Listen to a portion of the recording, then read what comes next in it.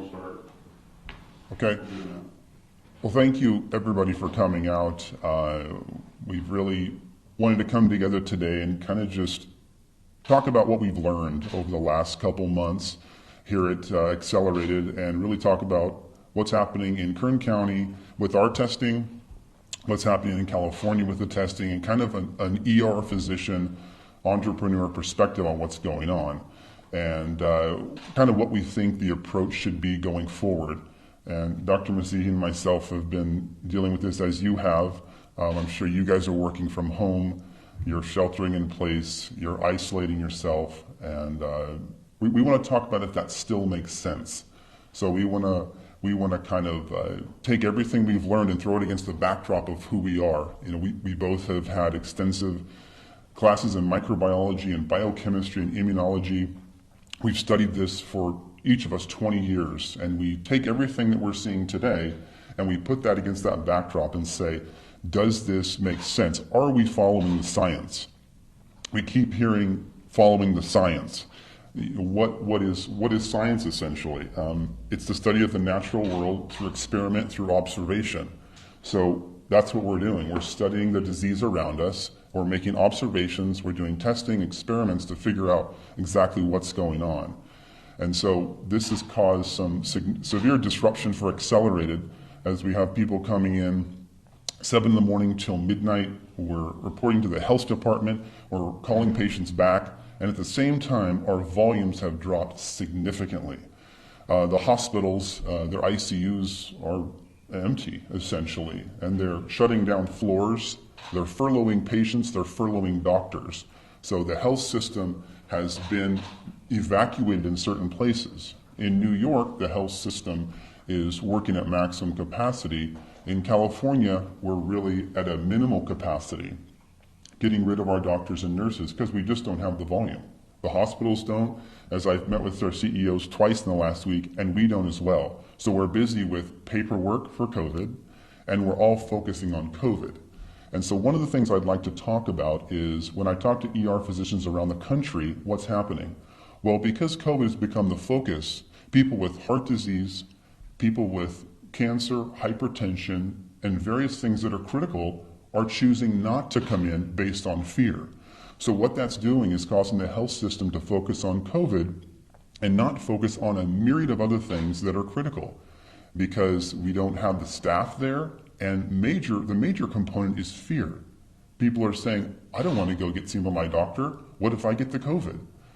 So there is a lot of secondary effects to COVID that aren't being talked about.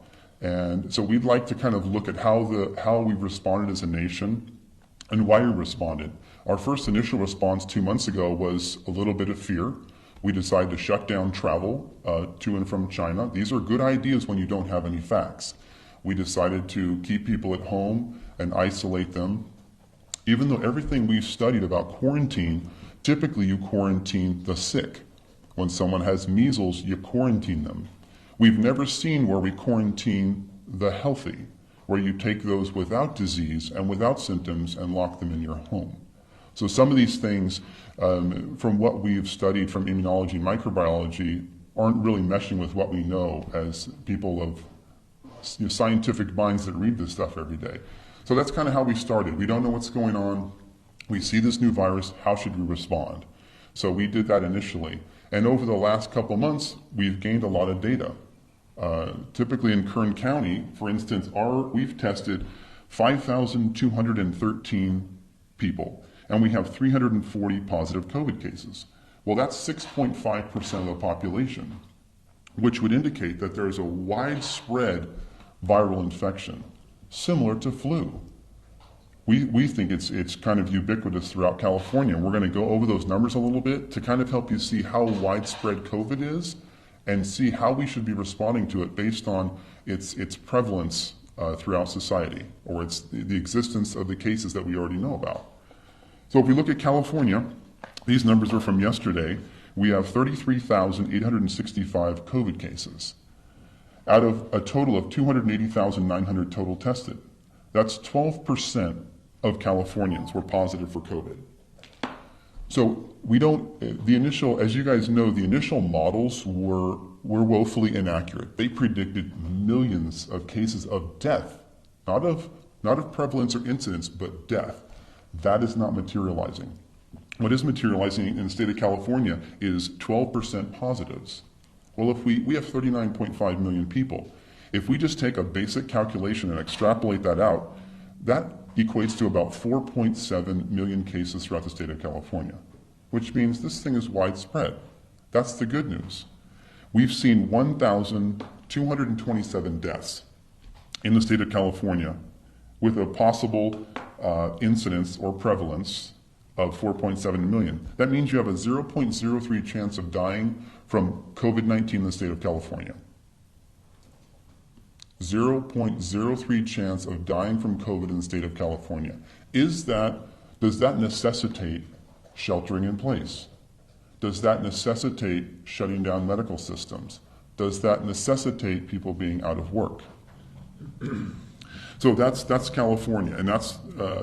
I also wanted to mention that 96% of people in California who get COVID recover with almost no significant sequelae or no significant continuing medical problems. So those are important statistics for the state of California. 2 months ago, we didn't know this.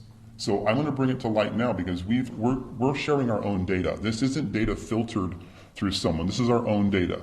We found 6.5%, and then California has found 12%. So the more you test, the more positives you get. The prevalence number goes up, and the death rate stays the same. So it gets smaller and smaller and smaller. And as we move through this data, what I want you to see is millions of cases, small amount of death. Millions of cases, small amount of death. And you will see that in every state. And since we're talking about following the science, we're going to follow the statistics and follow the science. So I want to look at New York State. They've been in the news a lot, right? And their numbers are critical. Let's go over their numbers.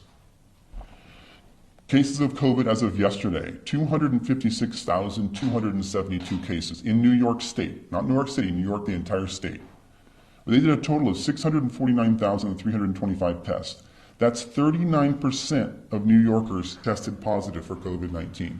That's their ratios. This is public data online. You can all look it up. 39% of people were tested. 39% of people were tested. 39% of New York State. Right. 39% of New York State is there's 20 million people there would be close to, 4 million.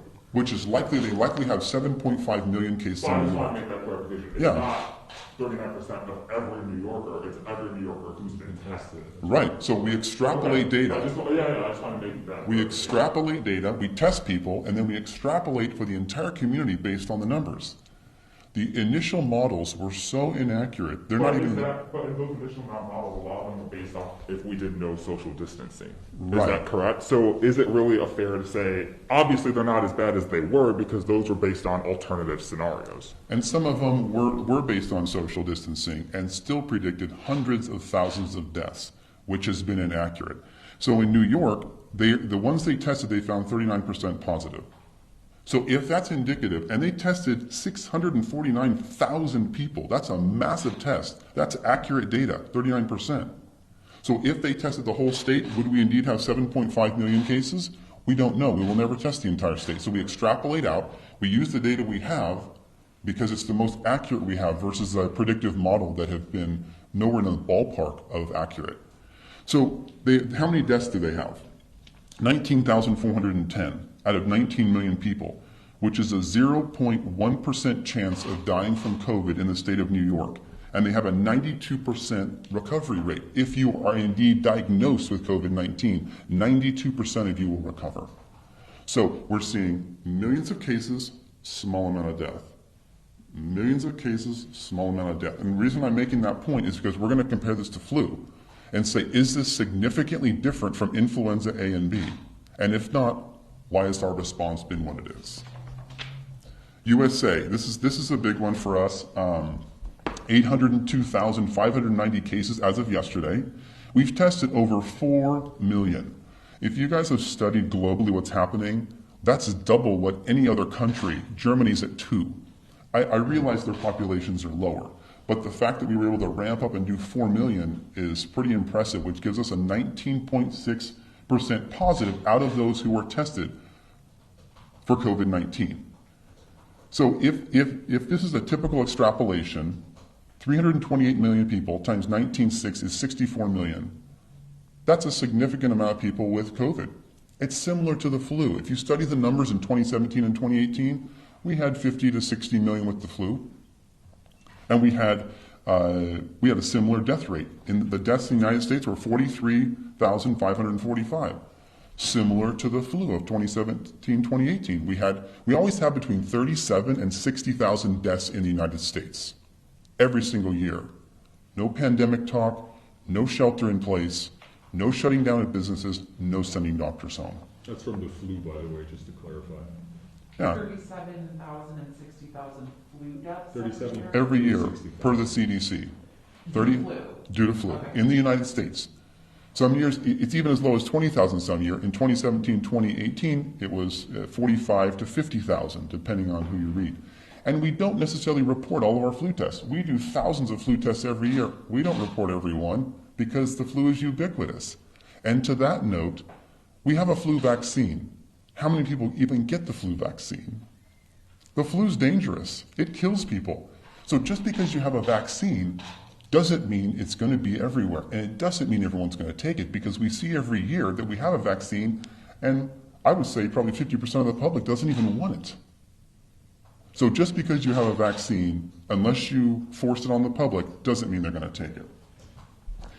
I want to compare the U.S. to Spain, because Spain is number 2 in the race for the most cases, which is not a race we want to win.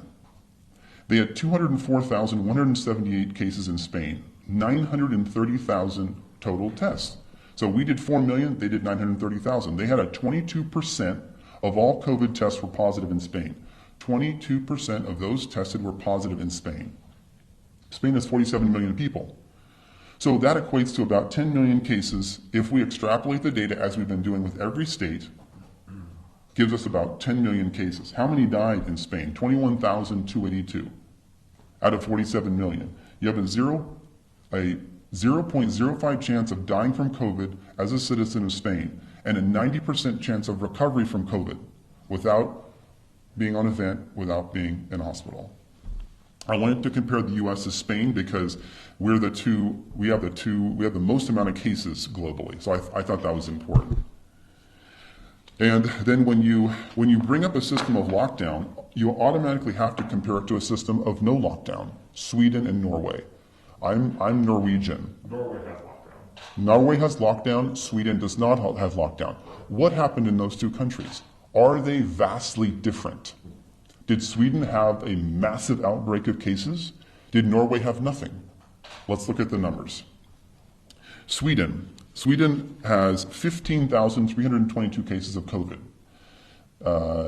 They did 74,600 tests, which is 21%, similar to the other countries, 21% of all those tested came out positive for COVID.